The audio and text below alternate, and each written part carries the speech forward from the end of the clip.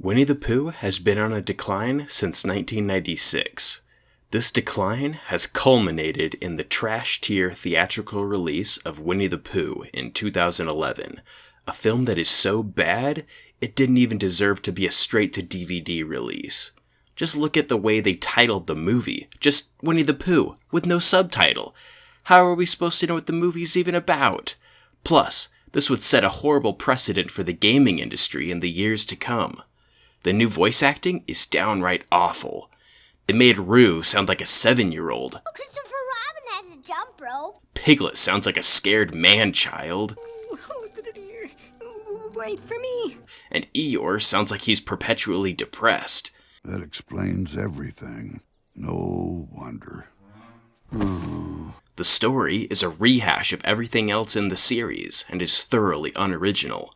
It retells the story of older, better shows like The Tigger Movie, The Search for Christopher Robin, and Boo to You Too.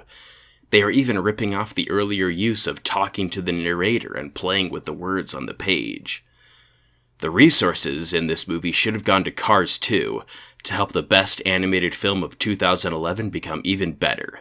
Just imagine what Pixar's masterpiece could have done with an extra $40 million. With that kind of money, Pixar could have removed the most annoying character in the movie, Luigi. They could have afforded to give Mater a long-lost twin sister to make the movie twice as good. Let me try to put this in perspective. When my dad took our family to see Cars 2, he said the movie was okay. When he took us to see Winnie the Pooh, he fell asleep less than halfway in, which is impressive considering the movie is only an hour long, which technically means that the movie's length was almost doubled by the 20 minutes of commercials that played beforehand. And also, 2D animation is just the worst. The only reason it was acceptable for the new adventures of Winnie the Pooh is that they didn't have the technology to make the better 3D stuff. Just look at how much better Chicken Little is than The Lion King. Plus, 3D movies always have better music. Chicken Little was able to afford to have a licensed track by the Spice Girls.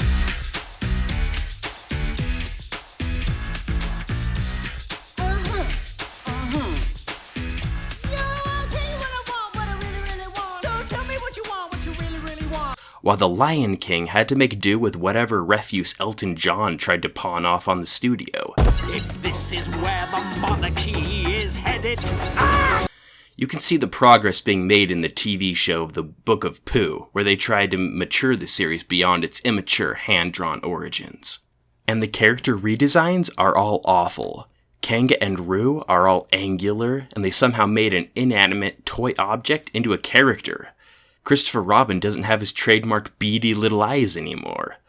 But by far the biggest reason why this movie is trash is that they left out the best characters from the series' history.